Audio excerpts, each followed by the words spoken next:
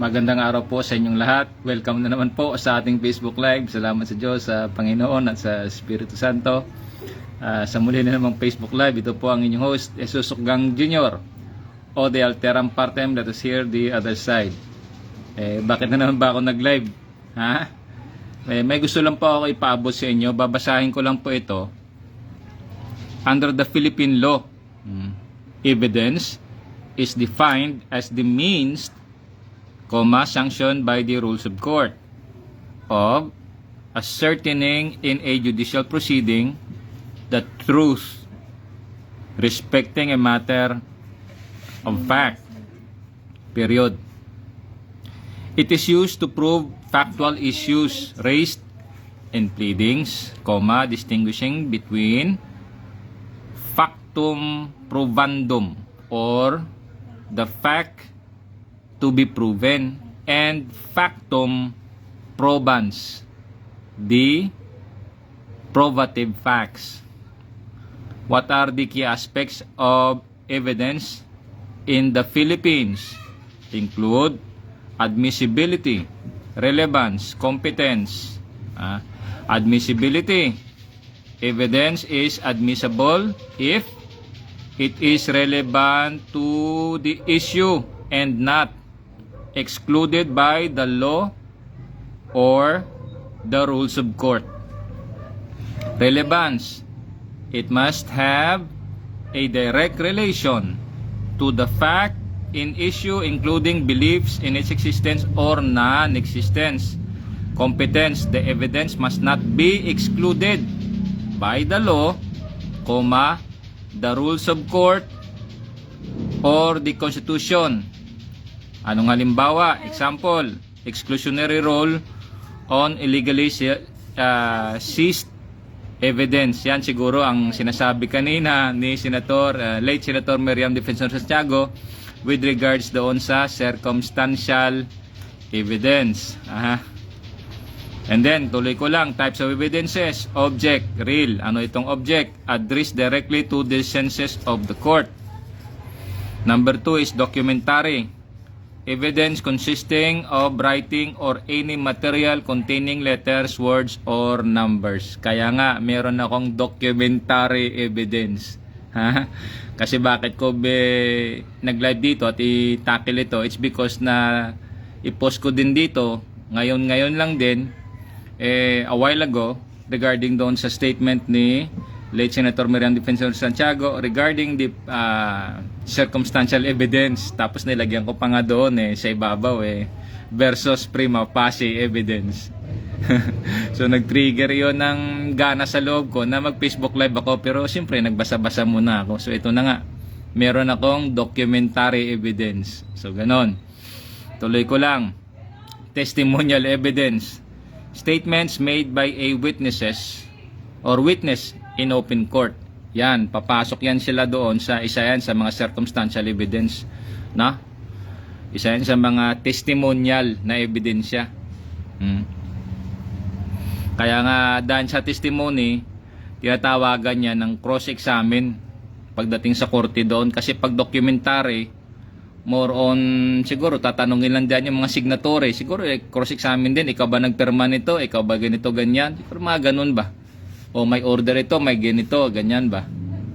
So di ba, pero yung masaya dito pag nasa korte, yung testimonial evidence, hindi naman krimen yung aking hawak liban na lang siguro kung makita yan ng korte na halimbawa pwede ka mag-file ng criminal case in a sense na tulad nito, emotional and mental torture, mga ganon yan kasi sila may hawak tapos ginawan pa ng isang katutak na mga pag-delay. Ewan ko lang kung mahuhulog yan sa criminal offense, pero most probably pasok muna yan sa civil case at papasok doon sa tinatawag na sa civil service at sasakupin yan ng Sandigan Bayan or Ombudsman. Ano pa doon sa types of evidence? Object, documentary, testimonial. Isa pa, electronic evidences. Includes digital signatures, emails, and data messages. Ngayon, ito maalala ko pala, nung time ito ni yung during the pandemic, ayaw ko lang mag-drop name dito. Yung kanyang mama, may-ari ng parang bus ba, kilalain siya, parang singer yun, yung babae, sikat yun eh.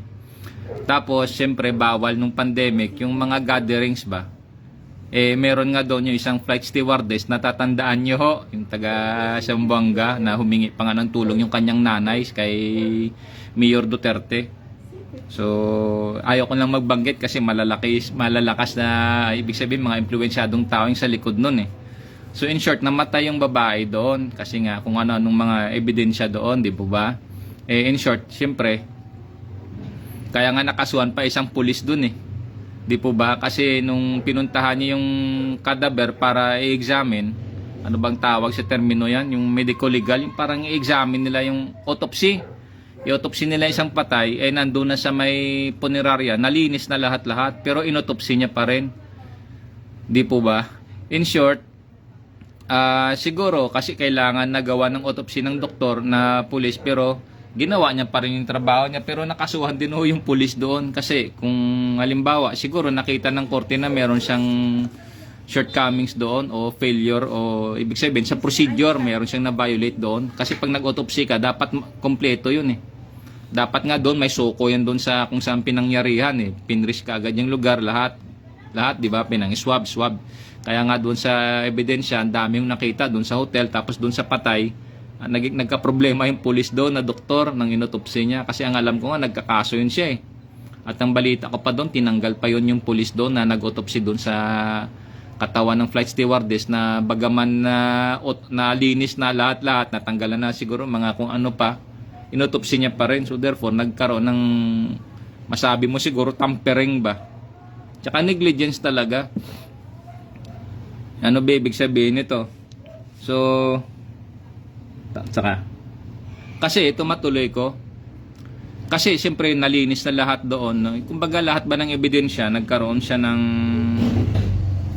natamper na yung ibang ebidensya doon, parang ganun ba? Or, tawag yan, nagkaroon na violate ba? Na-violate na or na-compromise siguro, sabihin natin, na-compromise yung bang ebidensya doon.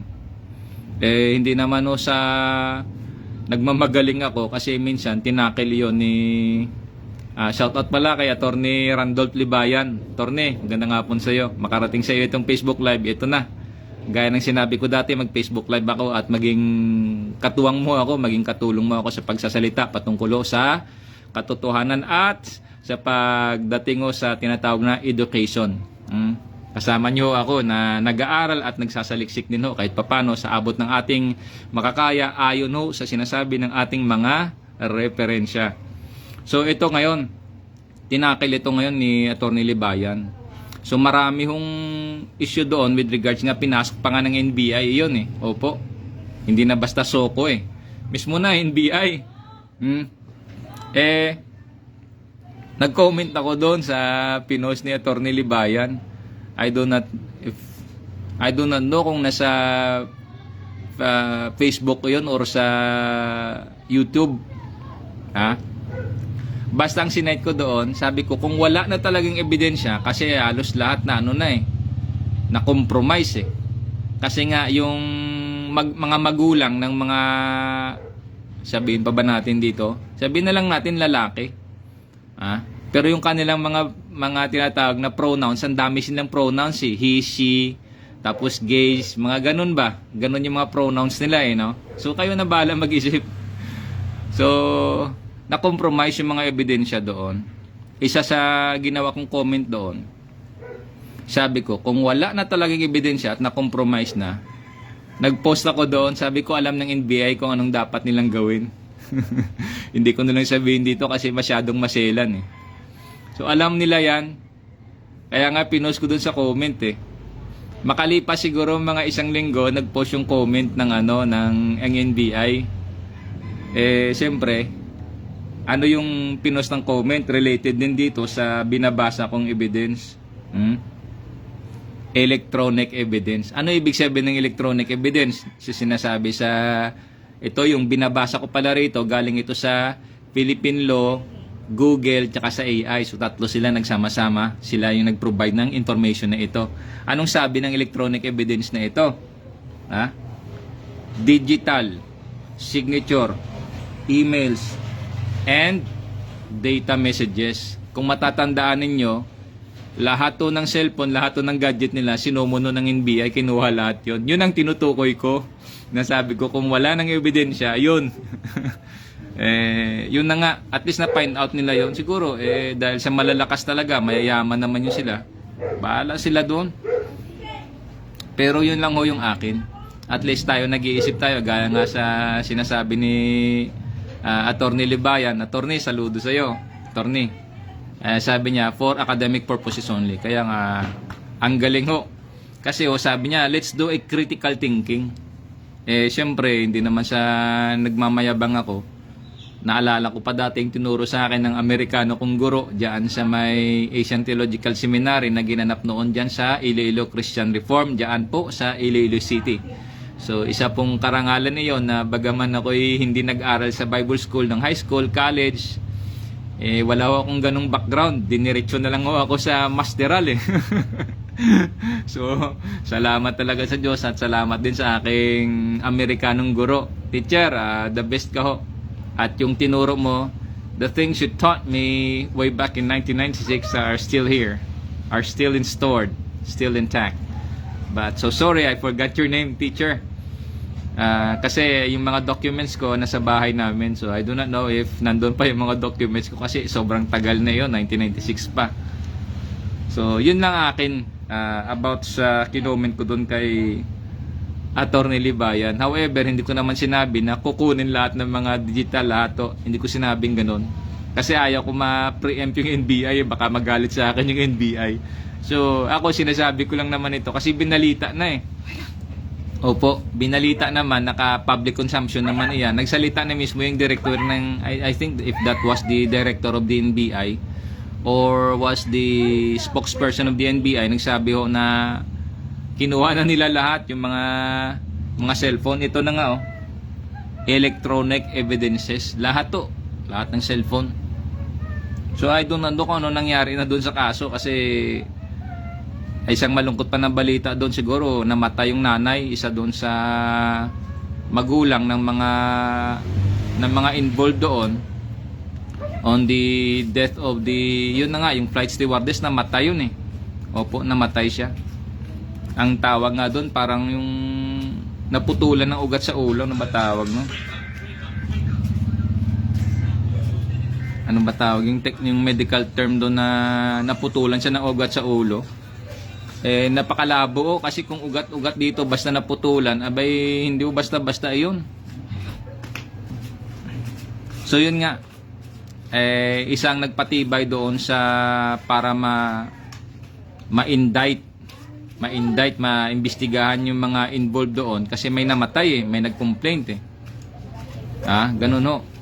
Pero ang sabi nila doon, it's a overdose, may na-overdose daw kung ano-anong mga nakita kasi in-induce nila Ang problema lang, nagkaroon talaga ng mabigat na problema doon, yung pulis, kawawa talaga yung pulis doon kasi imbis na i-autopsy, tsaka ang problema, bakit na diniretso sa punerarya.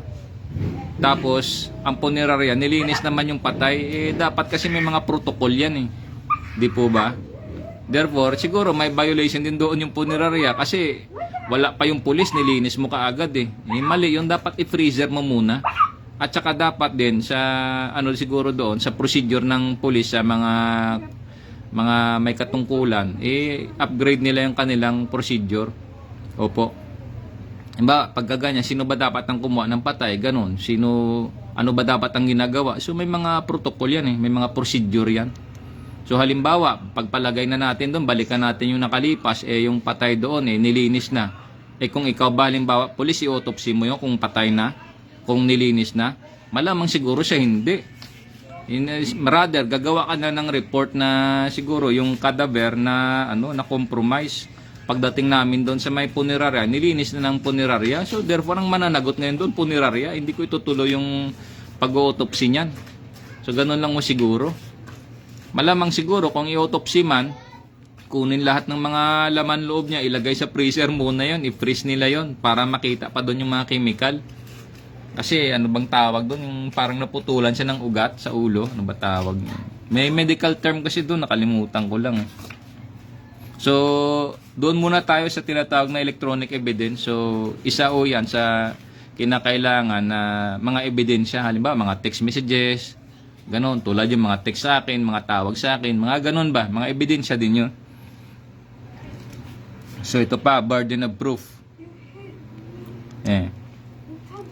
The duty of a party to present evidences on the facts in issue necessary to establish their claim or defense. So, naka-ready naman o aking mga documents, pwede naman o iyon. Kasi ang isang sa binanggit ko dati doon sa isang abogado or abogada, kasi matatandaan ninyo, may pinuntahan ako mga government agency, po. Tapos pinagtuturo ako doon sa mga concerned government agency para doon ako lumakad. Opportunity ko naman kasi, ang sabi nga, hindi ho kami sir yung concern dyan kasi government din na kami. Government din pala yung agency ninyo. So, ganun ho. Halimbawa, sa mga civilian dyan, pagka may problema ho kayo sa trabaho ninyo, basta na lang ho kayo sinisanti, tinanggal sa trabaho. Kung private companies kayo halimbawa, pupuntahan nyo dyan yung dole. Ganun ho, sa dole ho kayo pumunta. Pero kung kagaya ko kasi sa government ako, panawagan ko din sa mga ibang mga government employee na basta-basta na lang mo sinibak, tinanggal, sa civil service ho tayo pumunta. Ganun lang ho. At siguro mas maganda, mas mainam, kumuha pa rin kayo ng abogado. Para at least meron nung legal counsel, may mga tinatawag ba na chronological or ano ba matawag nito?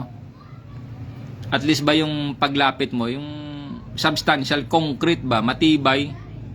Opo.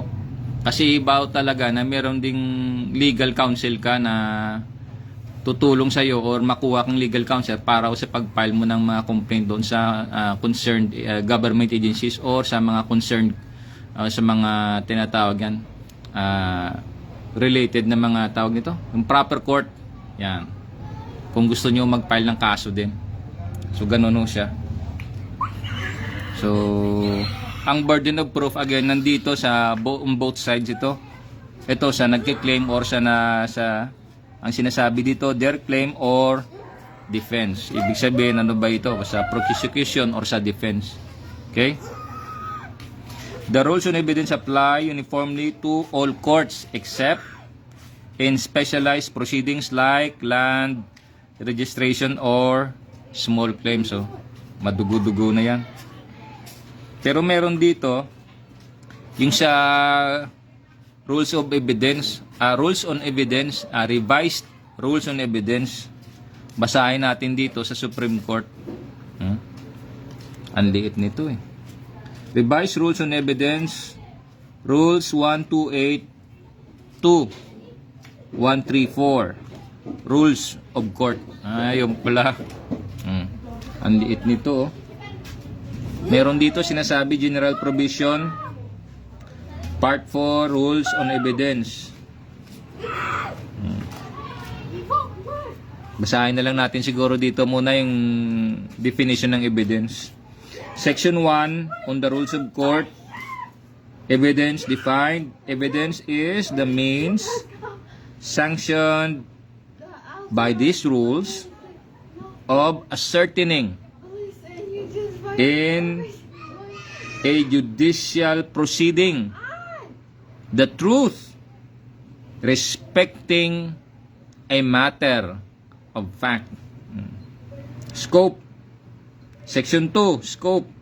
The rules of evidence shall be the same in all courts and in all trials and hearings except as otherwise provided by law or these rules. So I do not know kung ang scope nito, it would be the same doon sa House Judiciary Committee. Oy, naiba tayo ng konti. Ganon kasi ako mag-isip no?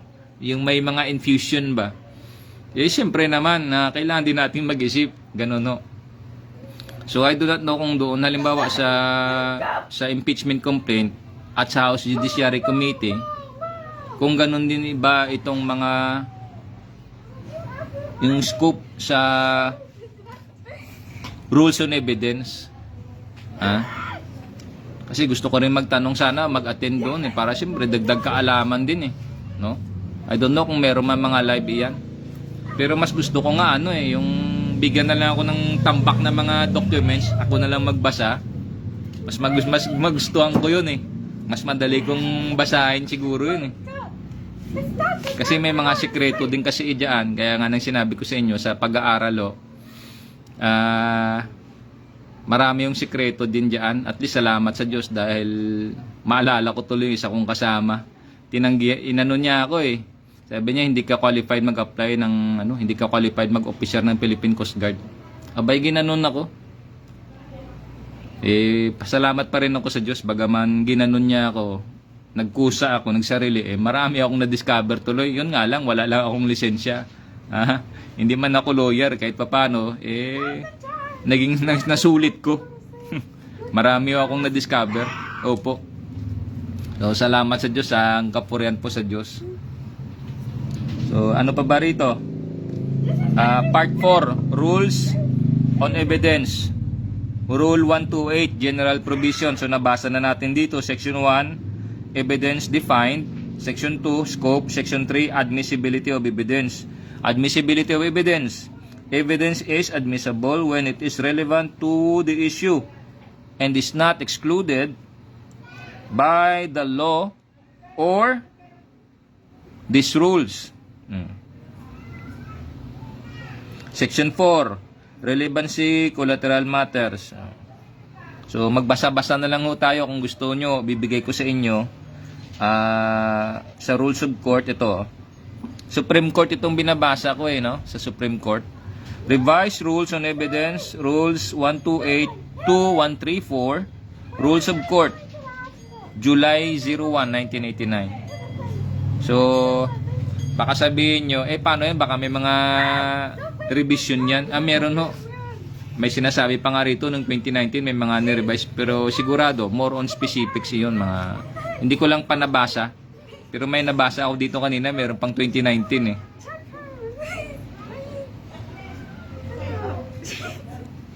So, ganun lang ho siya. So, bagay, kung halimbawa tayo nagtatrabaho, tapat naman tayo na naglilingkod, ay wala ho tayong dapat katakutan. Ganun lang ho. Kasi, yung maalala ko, nang dyan pa pala ako sa Coast Guard, I think that was 2023. Opo, mga ganun. Nasa office ako. 23 yun basta ganun, 23 or 24 yun. Meron kaming kasama doon, civilian employee siya. Binigay niya sa akin yung, nagtanong siya kung kung pwede kayong mag-receive. Sabi ko, pwede naman ma'am, kaso yung in charge namin ma'am, wala pa, hindi pa dumadating sa logistics. Sabi niya, i-receive nyo na lang muna to.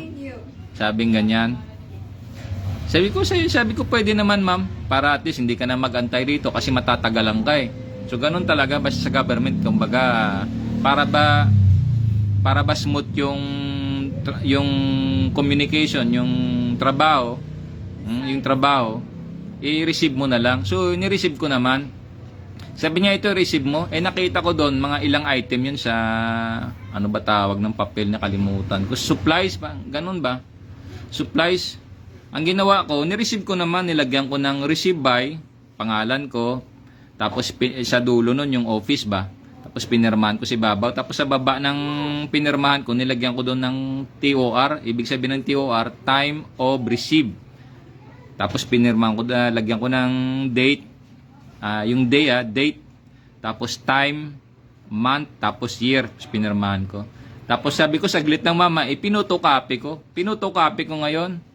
Nakita ko talaga sa mukha ng babae na parang hindi lang, kasi nakikita ko yung aura, makikita nyo ho yan Lalo pag titingnan nyo sa mata. Opo, kasi ganun ako tumingin titingnan ko sa mata, tapos dito ko minsan tinitingnan Dito ko tinitingnan. Kasi natutunan ko yun sa ibang mga grupo na pag tumingin ka daw, dito ka daw tumingin. Ewan ko kung nakikita nyo yung between sa noo ko yan Yan, Nakikita nyo ba? Kasi naalala ko si Putin, sumuot siya ng sombrero, may between dito sa noo niya akin pala, hindi ko na kailangan maglagay meron na between. So nakita ko talaga sa mukha niya. Ma-recall ko lang hindi ko naman din na drop name dito. Sabi ko, iba ito. Tapos ang nangyari, pinicturan ko pa. Tapos pinicturan ko yung mga items, ganyan, o mga items doon na na-receive ko. Siyempre, concerned ako eh, naalala ko ba? May naalala kasi ako. Tapos, sinundan ko sila ngayon doon sa may, doon sa lobby, doon sa headquarters kasi yun eh. Tapos, binidyohan ko sila, pinicturan ko. So, ganon. Tapos, okay na. Kasi, nangyari sa akin, bakit ko ginawang ganon? Nagtanong ba ako sa isang kong kasama, sabi ko, sino siya yung supply? Kasi, medyo may edad na rin siya, yung kasama ko na yun eh. Patawarin, kawawa nga yung kasama ko na yun. Tinanggal din sa Coast Guard eh, yung kasama ko na yun. Kasi may kaso siya eh. Iba kasing kaso nun, mabigat yung kaso nun eh. Tinanggal siya. Pero nung bago pa siya matanggal, hindi pa siya natatanggal, ibig sabihin, nandun pa siya sa opisina, sa Rexta.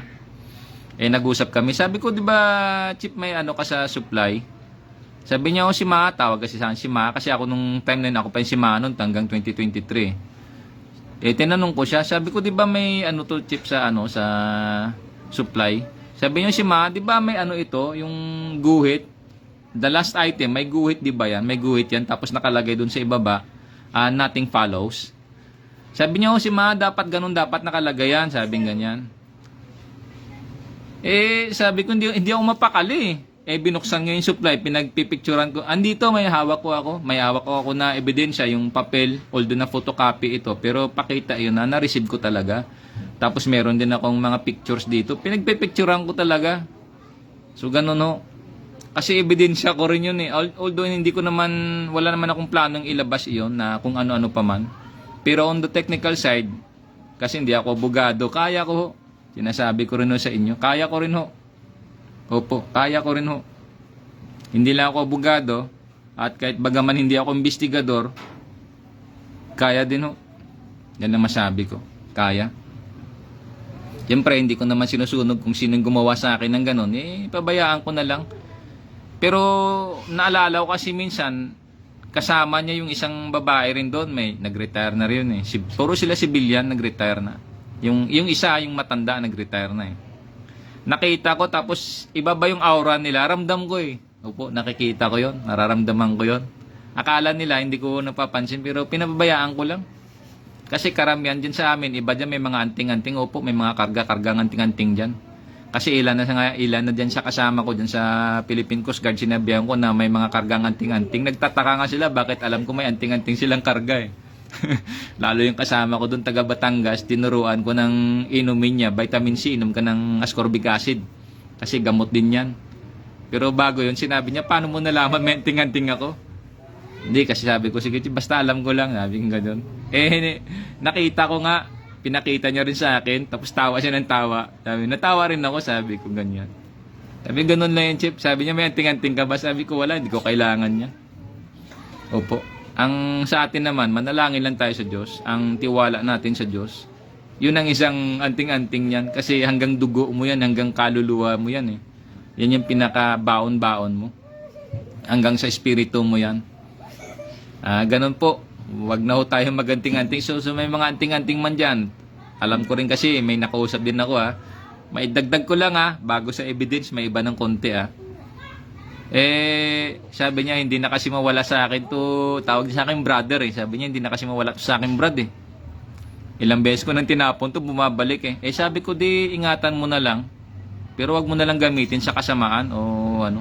Ayaw na umalis sa kanya, ayaw na siyang iwanan Siguro nakita ng espiritu doon na, at least meron siyang kasangga. Hindi ko lang masabing ganun So, basta bahala siya kasi claim niya yun, hindi ko naman siya kini-question kasi ang tawag nga niya sa akin, brother Brad, sabi niya ganyan. Sabing ganun. Dati kasi siyang sundalo, isa siyang scout ranger, opo. Sabi ko, pasimple-simple itong mama na ito, scout ranger pala ito. Opo, scout ranger po siya. So, ganun. So, balikan natin dito sa akin naman, basta ganun yung ginawa ko. Anything na pina-receive sa akin, yun, pinicturan, nilagyan ni-receive ko naman. After nung incident na yon, maya-maya dumating yung kasama ko, sabi ko, Chip, sabi ko ganyan, kasi tinatawag ko sila Chip, kasi galangin, pagbibigay galang Opo, bagaman senior ako sa kanila, di hamak ang layo magtuntong kanan lang kami, hindi na kami pangita totoo po yan. Kasi ang layo na ng class nila eh. Opo. Sabi ko, Chip, sabi kong ganyan. May dumating na supply, ni-receive ko kasi wala ka eh. Ayaw naman ng tropa na ito kasi ikaw yung inaantay. Siyempre, naintindihan ko yun, naramdam ko agad yun, takot din sila, alangan sila eh. Ako malakas loob ko. Tsaka sabi ko, para hindi na ba tumingga yung babae, yung tao, kasi may mga dinideliver siya mga supplies eh. So, nireceive ko na lang, pero siyempre, ginawan ko rin ng pag-iingat. Nireceive ko, pero finotocopy ko, tapos pinicturan ko pa. At least yun, malinaw yun. Ganon. Pero wala naman akong plano kung ano pa man sa kanya doon o ano pa man. On the technical side kasi may tinatawag pa yan ng mga technicalities eh. Di po ba? Kasi kung magpa-receive ka agad tapos ganun yung document mo, alam na yon, alam na this. So, itong aking pagpa-Facebook live, hindi naman sa ini-expose ko kung sino man yan kasi wala naman akong dinadrop name. Ako, tinuturo lang ito, isang paraan ng pagpa-Facebook live ko. Ng Facebook live ko, para ho makaturo, makatulong, mag-educate to. Kasi nga, the best din ho na pagtuturo sa atin, yung experience. So, again balikan ko lang yung paborito ko panoorin ninyo. No? Ebidensya din kasi ito eh.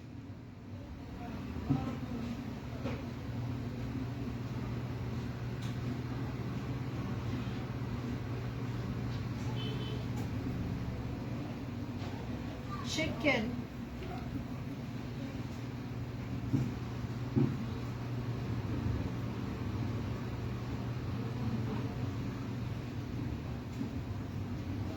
Every single anime movie and realistic movie. Ano tong title nito? From Russia with Love. Other dimension. Ito.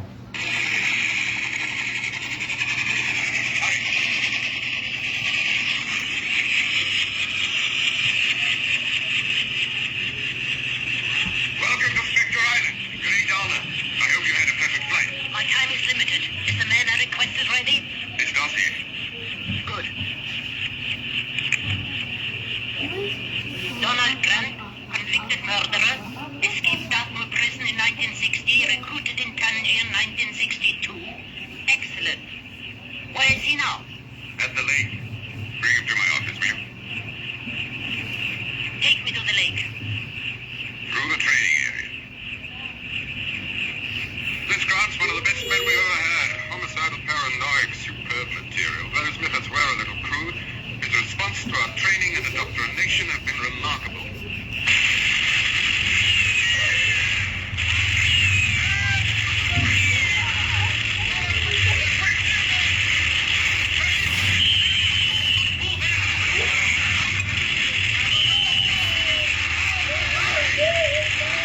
I hope our work here meets with your approval.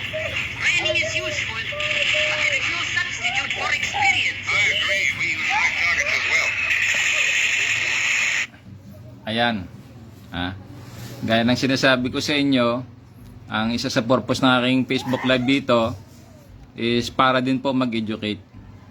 At isa po dyan sa tinuturo ko dito o binabahagi sa inyo yung aking experience. Isa lang ho iyan.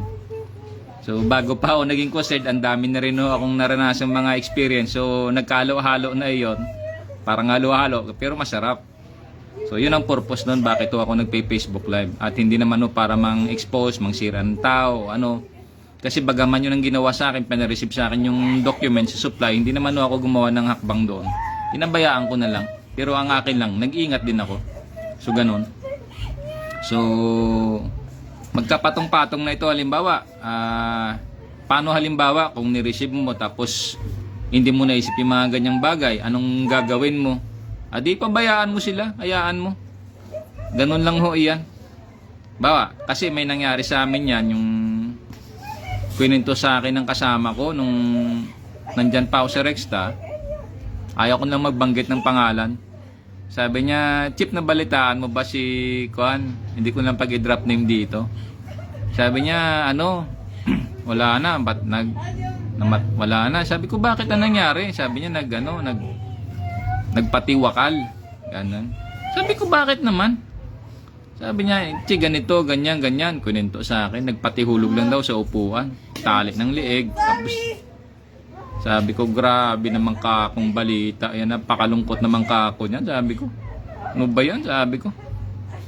Kaya ay itong mga pangyayari na ito, kasi experience ito, nauulit ito kumbaga, vivid detalyado na, may kwento ko sa inyo. Kasi experience dinanas ko kwento. Siyempre, ramdam ko yung sakit ba na ginawa sa kanya. Hanggang ngayon, guhit sa memory ko sabi ko, bulala sa bibig ko, sabi ko, kung nakausap ko sana yung taong ito, nag-usap man lang sana kami, sana hindi siya nag-suicide Opo. Kasi ang nangyari, ganito, tulad sa akin yan, pinareceive sa akin, halimbawa, yung documents, ang tanong nyo, sasagutin ko, halimbawa, paano yun kung hindi mo halimbawa naisip yung mga ganyang bagay, anong gagawin mo? Abay, may paraan ho. May sagot ho dyan. Alam mo yan sa mga supplies, alam mo yan sa mga tinatawag na mga technicalities, sa mga legal. Meron ng paraan dyan. Ganun lang ho. Siguro yung kasama ko na yun, hindi niya natiis, hindi niya kinaya, wala siyang pinagsabihan, hindi siya naglabas ng bigat o sama ng loob niya, hindi niya nasabi, hindi niya nailabas, walang nakapagpayo. Yun ang isang problema. Kasi sana, sabi ko, kasi na-assign ako dyan sa Rexta, 2017. Opo. Nandyan ako, tapos ang tingin sa akin ng ibang tao doon, ang sama. Kasi siniraan ako ng gusto Ang dami yung pinagsisira sa akin. Sabi daw, sira ulo. Kung ano mga pinagsasabi. Kung ano bang kagaguhan na pinagbibintang sa akin. Siguro hindi nila ako kaya. Ganun lang yun Sabi nga ng doktor ng 2022 nung nag-usap kami ng doktor. Babae siya, hindi ko lang yan yung pangalan. Sabi niya, alam ko na sir. Sabi niya gano'n. Sabi ko, alam yung alin. Alam ko na bakit na ganyan. Kasi pag nagsalita ako diretso, hindi naman ako paligoy-ligoy, tsaka hindi ako bading na magsalita na, oy, ganito. Para bang yung kaya ko palang butin yung bato. Imbis sabihin mo na lang bato, sabihin mo, bat mo. Hindi lumambot tuloy yung bato, sobrang lakas mo. Di po ba? Pero no offense joke-joke lang ito. Alam ko yung mga bading lalaki pa rin naman kayo Ganun lang yun. Hindi ko naman kayo hinahamak. Ang atin lang dito, sabi nga ng doktor, sabi niya, alam ko na sir, sabi niya ganyan. So, magaling din na doktor bandang uli. Yung doktor nagtatanong sa akin, ako na yung nagsasagot. Parang bang baliktad, parang ako na yung nag-i-interview. Tinatanong ko, parang yung usapan, imbis na yung doktor mag-provide sa akin ng talino, siya yung mag-advise sa akin. Ang nangyari, ako pa yung nagbibigay ng sagot sa doktor Sabi ko, grabe ng baliktad naman nangyari nito. Tawa ng tawa tuloy yung doktor na babae, sabi ganyan. Ang dami yung pinag-usapan. So, balikan natin sa nangyari. Paano kung nireceive mo yung supplies na yon, tapos pumirma ka doon sa document, wala ka namang hawak, wala kang video, wala kang picture, wala kang suwat, kung ano pa. Walang manag-advise sa'yo. Abay, okay lang iyan. Ganun lang, okay lang May mga lusot pa rin yan Opo. Kaya nga sabi ko sa inyo, mahalaga din na magbasa-basa tayo. Ganun Pag wala kayong mga material, wala kayo tulad niyan, mga libro, wala kayong mapagtanungan, pero may cellphone kayo, ay tanong nyo. Mag-research kayo, magsunugo kayo ng kilay. Ang mahalaga dyan, ang The Power of 7. Ano yon? What, when, where, why, who, which, how. Anchored in 3. Know where to go. Know what to do. Know how to get there. So, ganun lang yun. Pitong-pito yun. Very biblical yan, yung number 7. At saka yung number 3, very biblical din yan. So, wag tayong matakot. Halimbawa, ginawa sa inyo yan. Pwede nyo magpost kayo dito ng comment o di kaya direct message nyo ako. Basahin ko yung message ninyo.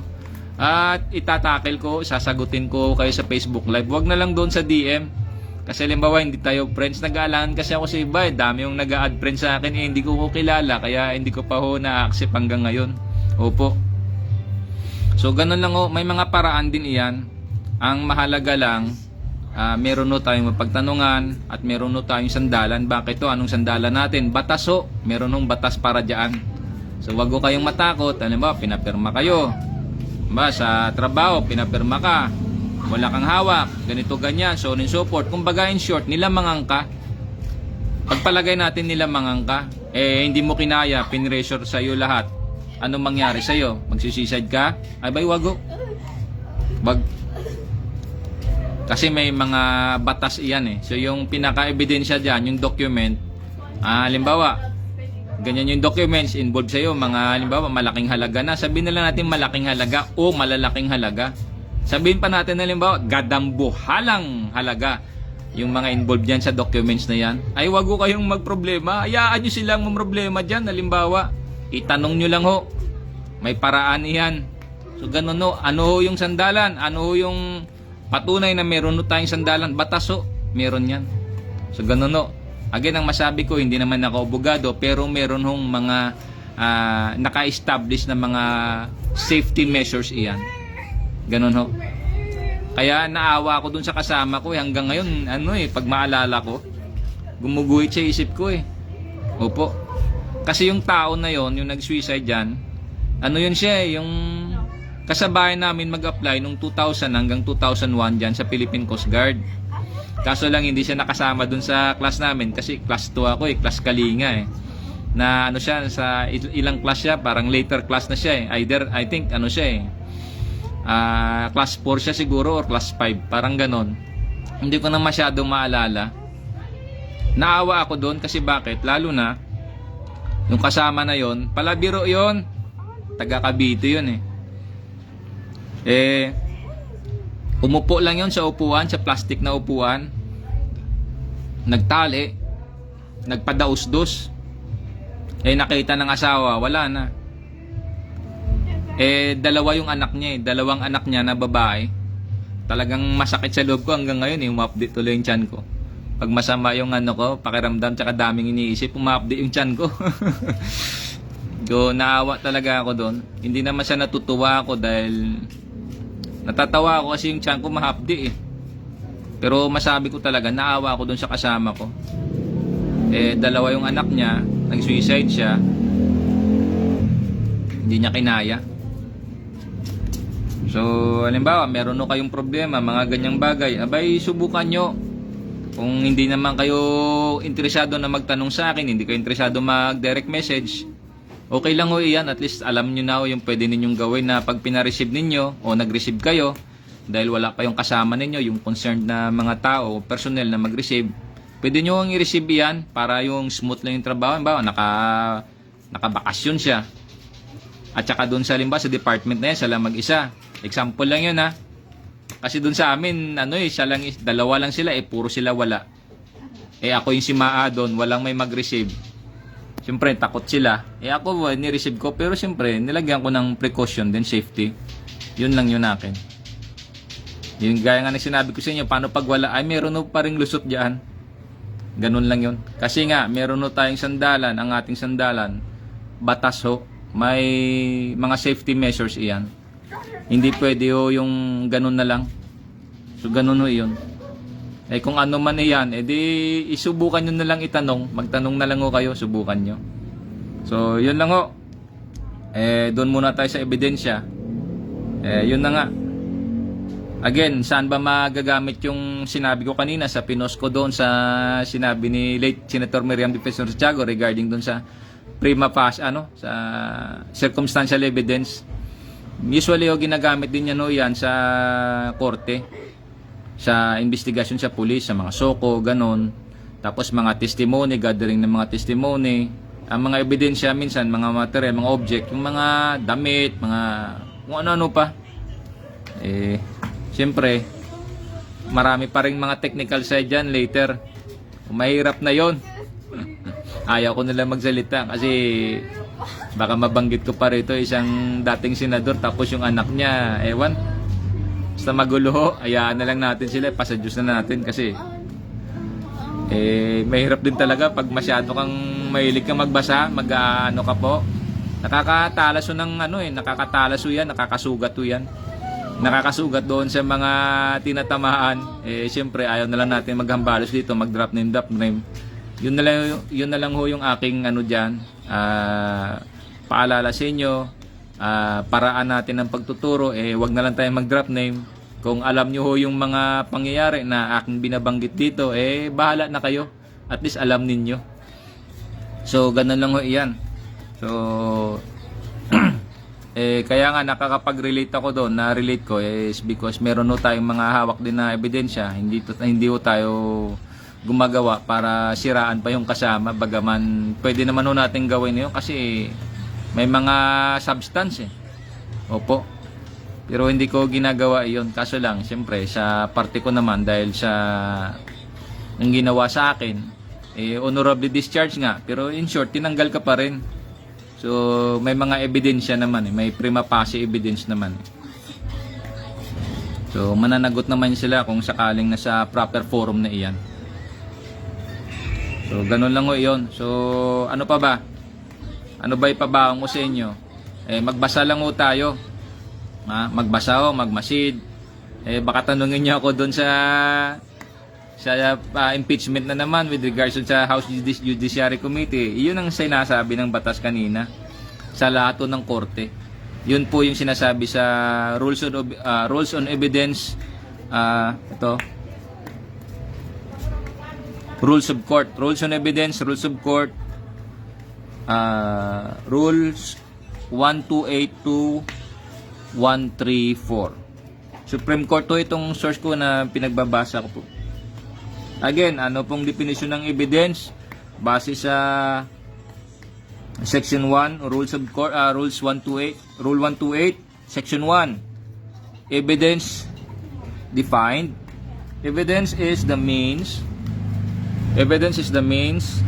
sanctioned by these rules, of ascertaining in a judicial proceeding the truth respecting a matter of fact. Okay. Fact. So, ang scope nito, Section 2, the rules of evidence shall be the same in all courts and in all trials and hearings except as otherwise provided by law or these rules. Ano bang provided by law? Otherwise provided by law. Ano yung otherwise na yon? Sa House Judiciary Committee, korte pa rin yan Judiciary Committee to determine the facts. Yung complaint, i-determine nila, i-validate nila. Meron din silang house rules dyan. But then most probably, ang yung tawag nito, i-reference pa rin nila, rules on evidence pa rin sigurado yan. Kasi ito, this is a legal proceeding, pwede mo bang sabihin, legislative proceeding, a legal proceeding to remove an impeachable officer. Ano iyon? Ang impeachable officer, i-review natin ng kaunti sa Article 11, Section 2, impeachable officer, ano yon? The President, the President, Vice President, Supreme Court Justices, Constitutional Commission, ano yon? COA, COMELEC, and Civil Service. At Ombudsman. Di Ombudsman, hindi kasama sa Constitutional Commission. Kasama ba yon? Constitutional Commission. Yun ang nakalagay doon Kasi open-close pa rin, COA, COMELEC, Civil Service.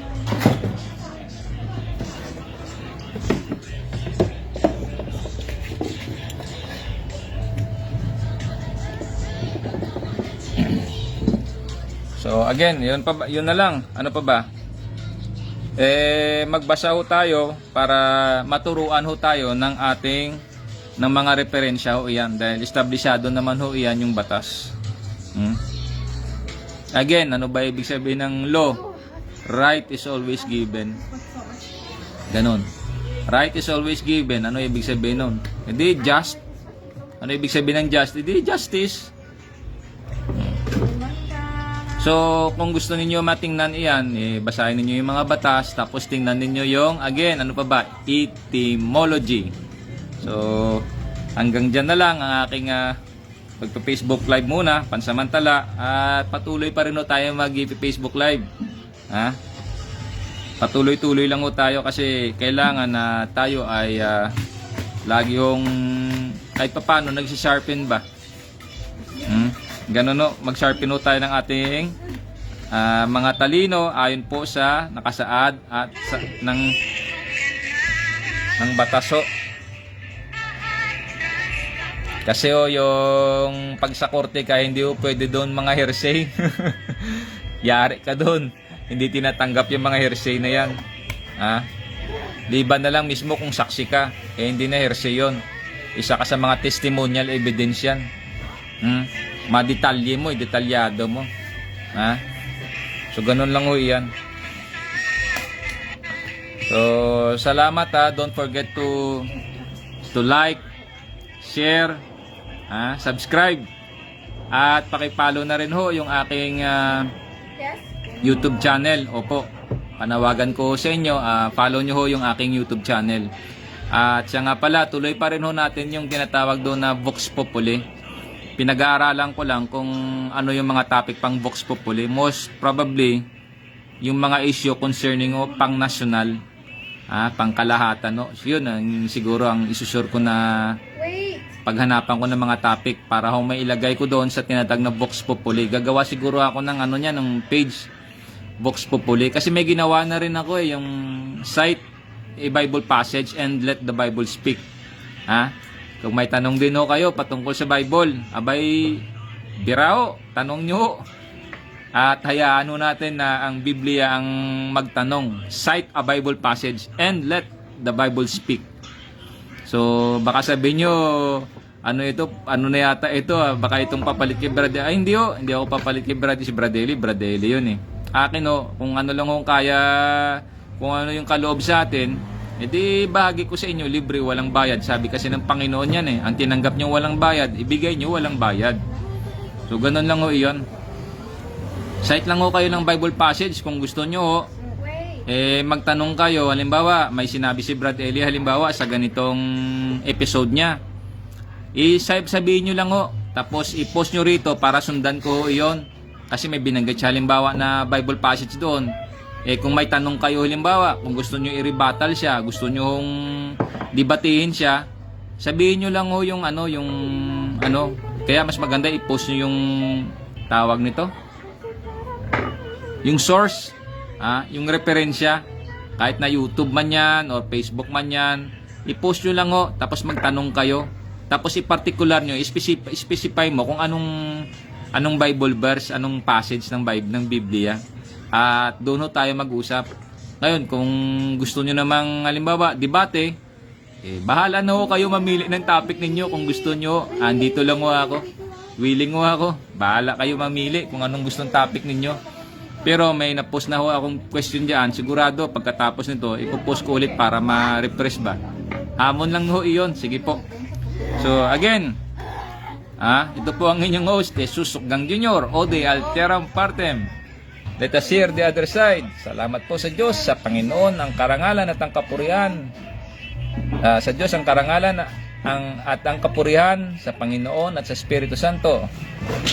Amen.